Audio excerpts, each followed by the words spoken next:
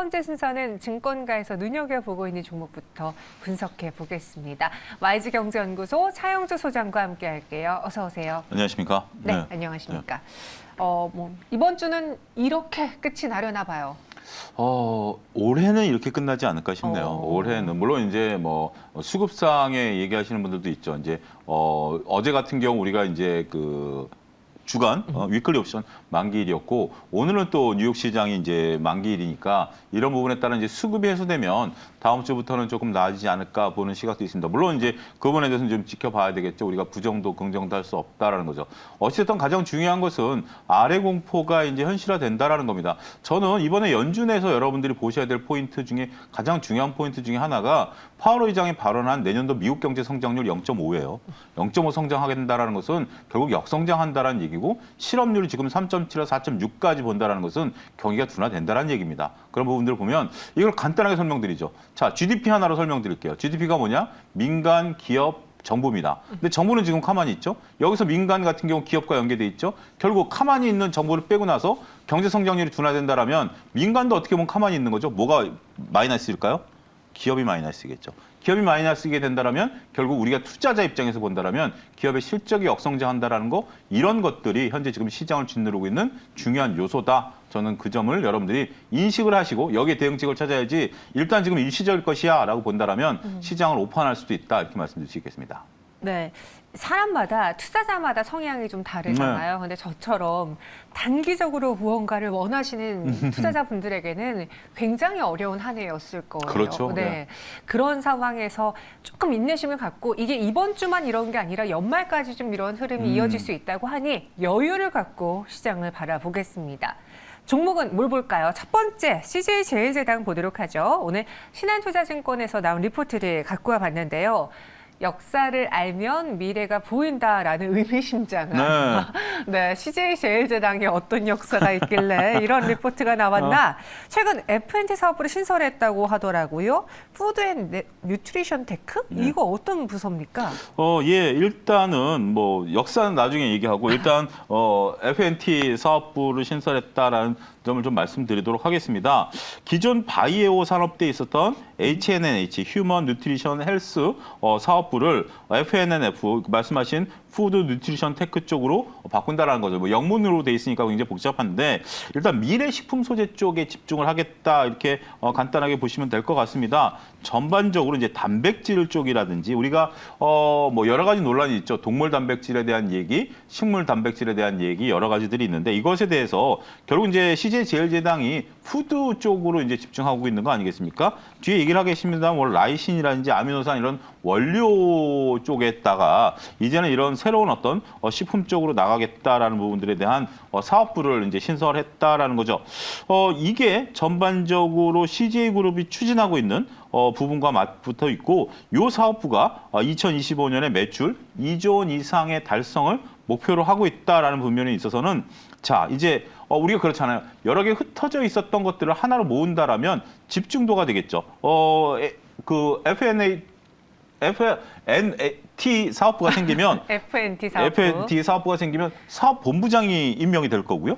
그 밑에 수많은 조직들이 있을 거고 예산이 이쪽으로 모이게 되면 이렇게 된다라면 이 사업부가 이제 독자적으로 어떤 일을 펼칠 수 있는 그런 부분들이 되기 때문에 귀추가 주목된다 이렇게 정리해 드릴 수 있겠습니다. 네, F&T 사업부 신설에 대해서 먼저 소개를 드렸는데 이제 과거부터 이 CJ제일제당이 트렌드를 선도해온 기업이라고 합니다.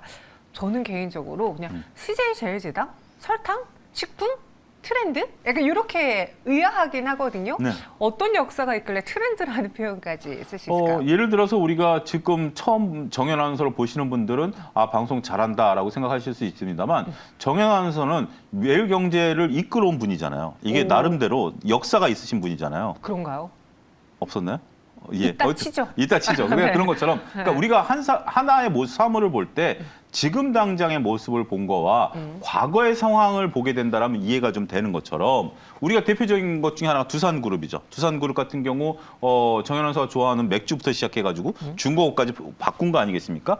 자, CJ 제일제당 같은 경우는 어떻게 보면 삼성그룹의 하나의 한 축이었어요. 한 축이었고 우리의 이제 그 먹거리를 해결해주는 중요한 축이었습니다. 처음에 라이신이라는 어떤 그 부분들에 있어서 중요한 부분, 우리가 이제 설탕 이 부분이었었다라면 이게 이제 그 비중이 줄어들게 되면서 아미노산 쪽으로 이제 주력을 바꿨어요. 근데 이런 부분들에 대해서는 더 이상의 성장세가 없다라고 판단을 하고 있기 때문에 그래서 나온 게 FNT 사업부입니다. 미래 먹거리를 만드는 단백질 쪽으로 가겠다라는 거죠.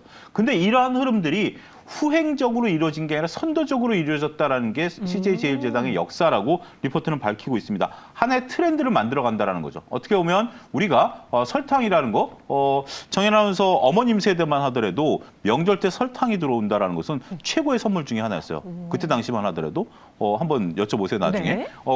그런 상황이었다가 이게 이제 그동안 우리가 사탕수수에서 정말 우리 과거 어르신들은 단맛이란 존재를 모르다가 설탕이란 단맛을 이끌어 왔었고 그다음에 이제 아미노산을 통해서 다양한 제품들을 만들어내는 것을 CJ제일제당이 이끌었다면 이제 CJ제일제당은 미래 먹거리를 다양한 단백질 부분에 있어서의 사업 부분을 통해서 이끌어 가겠다라는 것을 우리가 읽어내야 되고 그 부분에 있어서 매출 성장률을 지켜봐야 된다 이렇게 말씀드릴 수가 있겠습니다.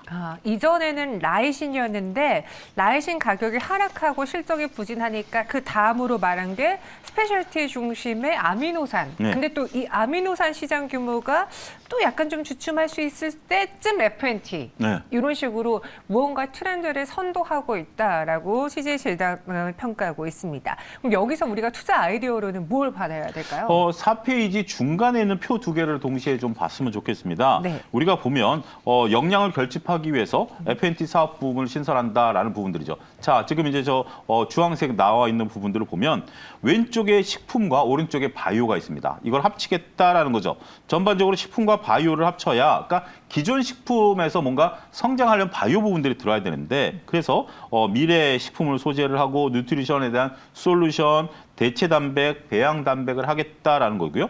그러면 이 성과가 앞으로 어떻게 나타나겠느냐라는 게 오른쪽에 있는 표입니다. 보면 대체 배양 단백이라든지 식품 소재라든지 뉴트리션에 대해서 지금 최소한 5%대 후반까지 성장세를 이끌어 나가겠다라는 게 현재 CJ제일제당의 보관으로 읽혀지고 있고요. 이런 부분들은 앞으로 전체적으로 봤을 때 CJ제일제당의 주요 먹거리가 될 것으로 보여지니까 자, 지금 이제 이 리포트의 요지는 이겁니다. 이 부분을 추적 관찰할 필요가 있다라는 거죠.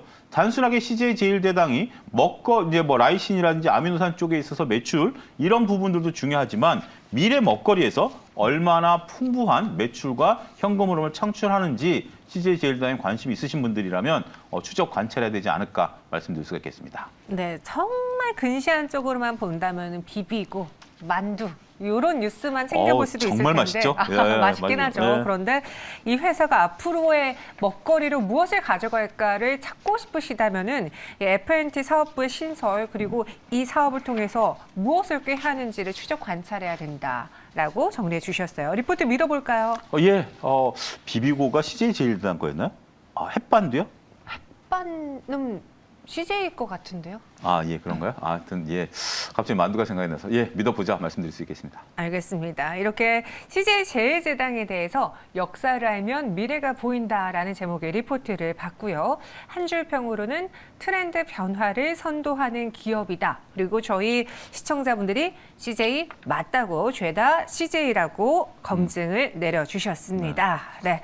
두 번째로는 현대중공업을 보도록 하죠. 이번에는 한국투자증권의 리포트입니다. 한국조선해양의 STX중공업 인수전 참여에 관한 코멘트라는 이야기가 나왔어요. 그러니까 저 헤드라인만 봐도 네. 이 리포트가 뭘 말하려고 하는 건지 왜 작성이 된 건지 알 수 있을 것 같은데요. 우리가 이 인수전에서 봐야 될 건 무엇이 있을까요? 지금 이제 STX 중공업 그룹주들이 어제 오늘 굉장히 시세 분출을 좀 하고 있어요. 한국조선해양이라든지 뭐 이런 쪽들에 대해서는 뭐 그다지 이제 뭐 이렇게 아무래도 시장 정도만 움직이고 나머지 두 개 되면서 관심이 좀 있다라는 거죠. STX 중공업 같은 경우 주로 이제 선박 엔진 및 기자재를 하고 있는 건데 이게 지금 이제 이 부분에 대해서 이게 지금 이게 매각으로 나왔고 여기에 이제 그 현대중공업이 자회사인 한국조선해양을 통해서 지분 47%를 인수하려는 인수전에 이제 뛰어들었다라는 거예요. 근데 이제 시장에서는 거의 이제 인수하는 거 아니냐라고 이제 지금 바라보고 있는 거죠.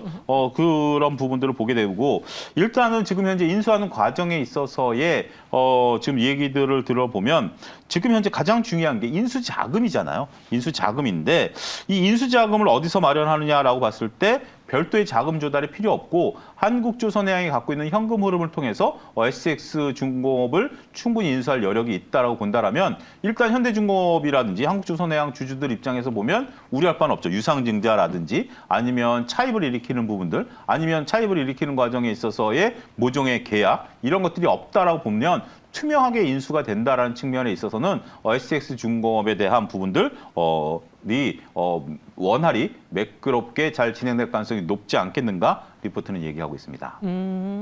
현대중공업의 향후 주요 투자 포인트로는 그럼 뭘 봐야 될까요? 근데 중요한 것은 이제 이게 인수를 왜 하느냐고 인수 뒤에 어떤 일이 벌어질 것이냐라는 것에 포커스를 맞추셔야 된다라고 말씀드릴 수가 있겠습니다. STX 중공업이 하고 있는 것이 선박 엔진을 만드는 부분들인데요. 선박 엔진 부분들이 그렇게 지금까지 괄목할 만한 성과가 나타나 있지는 않아요. 현대중공업도 엔진을 만들어요. 현대중공업이 엔진을 만드는 현대중공업이 만드는 엔진의 브랜드명이 뭔지 아십니까? 힘센 엔진입니다. 느낌 파고죠? 네. 힘센. 근데 영어로 해도 뭔가 이렇게 좀 있어 보이죠? 힘센 엔진. 외국 사람들 발음하기 좋은 그런 건데 이 엔진이 효율이 굉장히 좋아요. 더군다나 이거 지금 중국에서 배를 만드는데 중국 조선업종의 단점 중에 하나가 엔진을 못 만들어요. 그래서 중국에서 주요한 배들 같은 경우는 대부분 다 현대중공업의 엔진을 갖다 쓰거나 일본의 엔진을 갖다 쓰는 일본이 조선업황이 우리한테 이제 추월을 당하긴 했지만 엔진 부분은 살아 있거든요. 그래서 우리도 일부 중소 뭐 성동조선 이런 데서는 일본 엔진 갖다 쓰거든요. 그렇기 때문에 이런 부분에 있어서 현대중공업이 앞으로 나가겠다는 겁니다. 자, 투트랙 전략으로 가겠다라는 겁니다. 지금 현재 생산 능력을 보면 현대중공업이 1,200만 마력, STX 중공업이 130만 마력이니까 10분의 1이죠. 그러면 STX 중공업에서는 중소 엔진에 집중하겠다라는 겁니다. 지금 상대적으로 현대가 갖고 있는 3호 중공업이라든지 미포조선 같은 경우 벌크선이라든지 중소 선박들을 만드는데 여기에 쓰이는 엔진을 STX 중공업에서 만들어내고 그러면 현대중공업은 거대한 선박 그리고 요즘 에코라든지 아니면 LNG 엔진이라든지 이런 쪽에 집중하겠다라는 거죠. 그렇게 본다라면 충분히 시너지 효과가 나타날 수 있을 것으로 보여집니다. 더군다나 지금 우리가 굉장히 많은 지금 선박 발주를 대기하고 있는 상태에서 우리가 가져올 것이다라는 이면에는 우리가 가져오는 것만큼 중국이 가져가거든요. 네. 물론 이제 그게 고부가 가치냐 뭐 어떤 생산성이냐라는 걸 떠나서 선박 대수로 보면 엔진 들어가는 숫자는 똑같죠. 그러면 예를 들어서 우리가 200척 따오고 중국이 200척 따오면 중국이 따온 200척 중에 최소한 100척은 우리나라 엔진 쓰는 거거든요.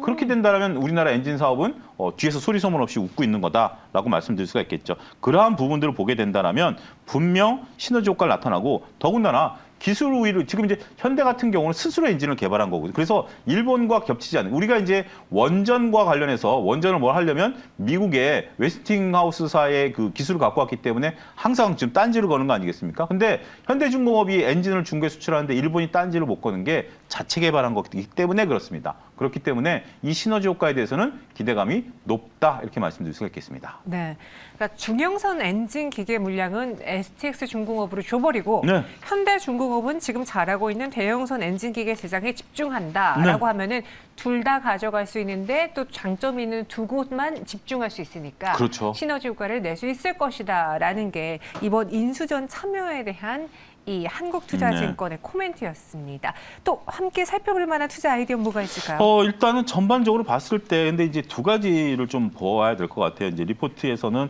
조금 없는 부분인데 개인적으로 말씀드리면 일단은 그럼 투자는 뭘 해야 되느냐? 네. 한국조선행을 해야 되느냐? SX 중공업을 사야 되느냐? 이게 투자 여러분들의 관건 아니겠습니까? 근데 최근에 이 SX 중공업 같은 경우 이틀 연속 급등하다 보니까 이 시너지 효과는 장기간에 나타나지 않겠습니까? 그래서 저는 SX 중공업 같은 경우 일단은 아직 이제 인수가 확정된 것도 아니고요. 확정된 다음에 나중에 시너지 효과가 날 때 그때 매수 포인트를 좀 잡아라. 지금 갖고 계신 분들 입장에서 보면 차익을 한번 실현하는 게 좋지 않을까라는 게 개인적인 견해고요.